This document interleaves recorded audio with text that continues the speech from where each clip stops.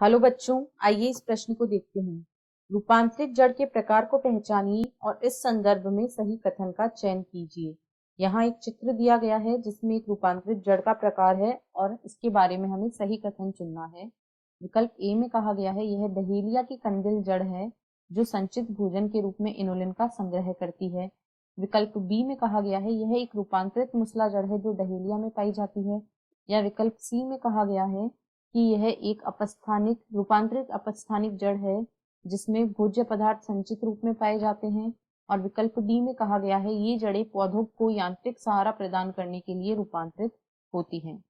तो इस प्रश्न की जो मुख्य अवधारणा है, मुख्य अवधारणा वह है कंदिल जड़ें। कंदिल जड़ें।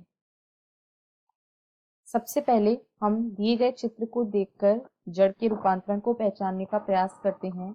यहाँ हम देख सकते हैं कि जो जड़ें हैं वे मोटी हैं और मांसल दिखाई दे रही हैं। हो सकता है इनमें भोजन संग्रहण है, इसीलिए ये इतनी मोटी दिखाई दे रही हैं सामान्य से, और साथ ही साथ मांसल भी हैं।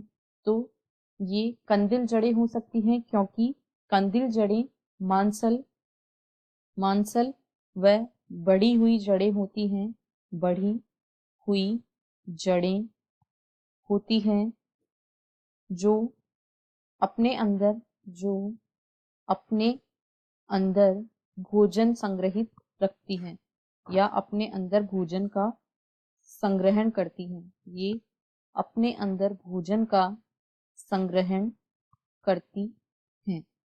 इस प्रकार की जड़ों को कंदिल जड़ें कहा जाता है तथा ये डहेलिया जैसे पादपों में पाई जाती है। इन्हें डहेलिया की पुलकित जड़ें भी कहा जाता है।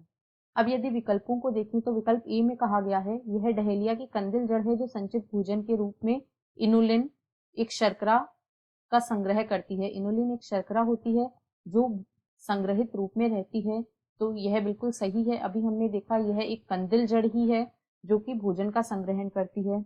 विकल्प बी में कहा गया है यह एक रूपांतरित मुसला जड़ है जो डहेलिया में पाई जाती है। यह गलत है, यह रूपांतरित मुसला मूल नहीं है। सी में कहा गया है यह एक रूपांतरित अपस्थानिक जड़ है जो संचित भोज्य पदार्थ का संग्रहण करती है। यह भी गलत है। और डी में कहा गया है ये जड़ें पौधों को यांत्रिक सहारा प्रदान करने के लिए रूपांतरित होती है। तो ये भोजन संग्रहण के लिए रूपांतरित जड़ें हैं, ना कि यांत्रिक सहारा प्रदान करने के लिए। अतः विकल्प ए इस प्रश्न का सही उत्तर है। आशा है आपको प्रश्न समझ आया होगा। धन्यवाद।